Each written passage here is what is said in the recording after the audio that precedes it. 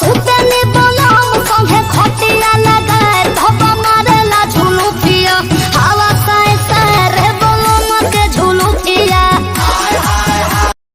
रोवेला यहाँ चारवा सखी रोवे चूड़ी पाला ओठावा के ललिया रोवे बलिया करे हाला खास बानी हम की ज्यादा खास बानो करिया अरे खास बानो करिया तो सखी जहाजिया हो पिया के लेके उड़ल आसमान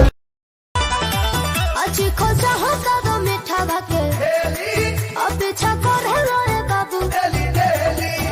कबो हम हदा पलाइन मरहेला कबो तारेला सखी सहेली धधके करे जा हमार अवेलू जब नियरे हो काढ़ ले लू जी